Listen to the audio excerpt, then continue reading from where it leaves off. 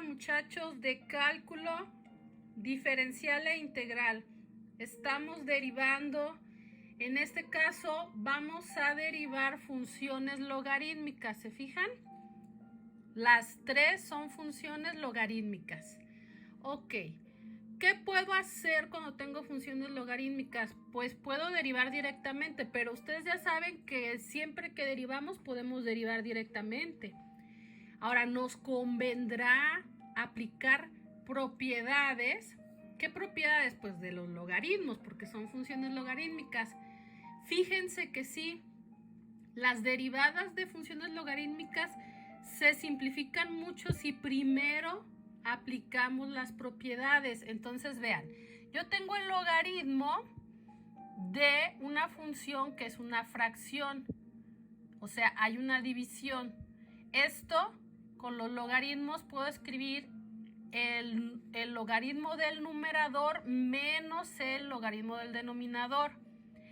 Y ustedes dirán, pero ahora tenemos dos logaritmos. Sí, pero cada argumento ya es más sencillo.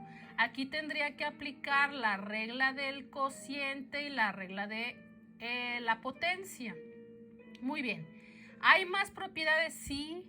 Si yo tengo un exponente en el argumento, este exponente baja como coeficiente y ya queda nada más la base. Lo mismo aquí.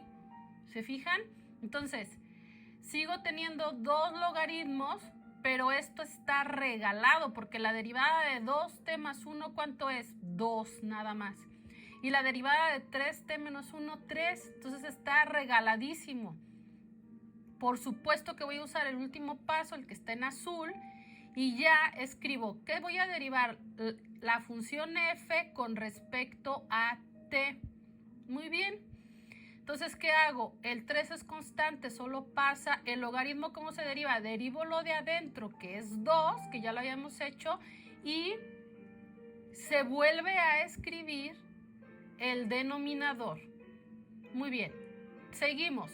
Menos 4, que es la constante, que va a multiplicar a la derivada de esta función. Y esta función, su derivada es derivar el argumento, o sea, 3, y dividirlo entre el argumento. Y se acabó rapidísimo. Esto es casi de inmediato a primera vista. En cambio aquí no, son muchísimos pasos. Bueno, simplificando esto, ¿cómo queda? 3 por 2, 6 y el denominador. Menos 4 por 3, menos 12 y el denominador. Ahora, ¿quieren hacer la suma de estas fracciones? Pueden hacerla. ¿Se va a simplificar algo? Sí. Algunas cosas sí se van a simplificar cuando se multiplique este número por este binomio y este por este. Van a quedar términos semejantes y se va a simplificar. Inténtenlo. ¿Sí? Bien, ya quedó la primera derivada, o sea, de la primera función. Vamos a derivar la segunda. Esta es la función. Es el logaritmo y luego tiene la raíz de una fracción. ¿Qué es la raíz? Es un exponente. Entonces, ¿qué vamos a hacer? ¿Ese exponente cuál es? Un medio. Todo esto, toda la fracción está a la 1/2 porque la casita abarca al numerador y al denominador. Muy bien. Entonces, ese 1/2 se puede escribir multiplicando y luego el logaritmo de la fracción. Es la misma propiedad que aplicamos aquí, solo que aquí veíamos el número claramente y acá tenemos que saber que esto es a la 1/2 para escribirlo aquí. Luego, esto es una división, entonces, ¿qué hago? El 1/2 multiplica al logaritmo del numerador menos el logaritmo del denominador, una resta porque es división, como aquí división cambia a resta, pero ya son dos logaritmos. ¿Hay algún problema en ello? No, nada. Entonces aplicamos las propiedades de los logaritmos y quedó muchísimo más simple.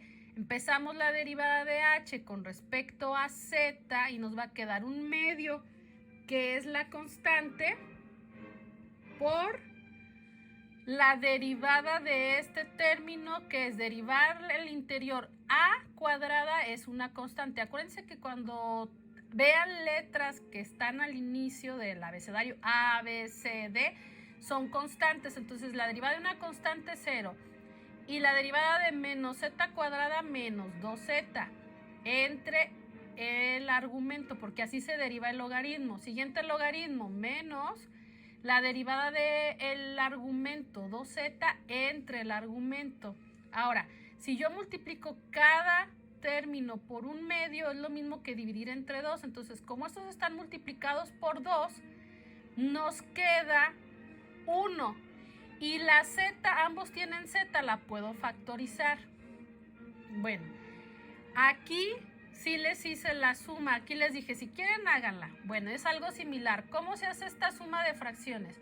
Como un denominador, los dos binomios multiplicándose. Ahora multiplico cruzado. A cuadrada más z por 1, a cuadrado más z. A cuadrado menos z cuadrada por 1, a cuadrada menos z cuadrada. Se va a simplificar, la z va a ser 0, z cuadrada menos z cuadrada 0, y a cuadrada más a cuadrada, ¿cuántas son? Una más otra, 2. 2 que 2a cuadrada. 2a es cuadrada.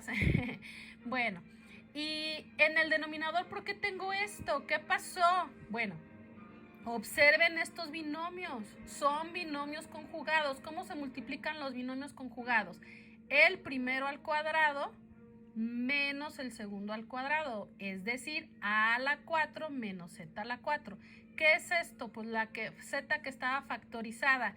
Ya no tiene ningún caso de que esté factorizada, porque así queda más grande que si yo multiplico esto, ¿qué va a quedar? Pues 2a cuadrada z, 2a cuadrada z.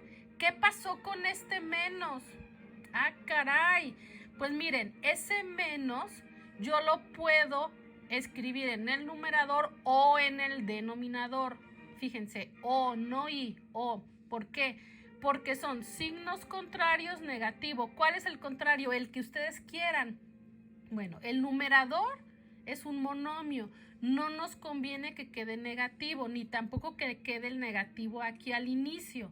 Nos conviene que como el denominador es un binomio y ya tiene un negativo, al multiplicarlo por menos 1 va a seguir quedando con un negativo, solo que contrarios. Ahora, menos z a la 4 es positivo, ¿sí? Y a la 4 es negativo. Y ahora sí se terminó la simplificación. Siguiente. ¿Por qué está este aquí con estos? Pues porque es una función logarítmica, pero atención, que aquí haya podido aplicar las propiedades no quiere decir que en todas las funciones logarítmicas se pueda aplicar. Atención, por favor. Aquí, ¿quién está elevado al cuadrado? El logaritmo. No hay ninguna propiedad que nos permita simplificar esto. Aquí, ¿quién estaba elevado al cubo? El argumento y luego el otro argumento, o todo junto. Esto perfecto. Es cuando pasan los números multiplicando estos exponentes, pero este no. Esto es muy distinto. No está esto al cuadrado, sino que el logaritmo de todo esto está al cuadrado.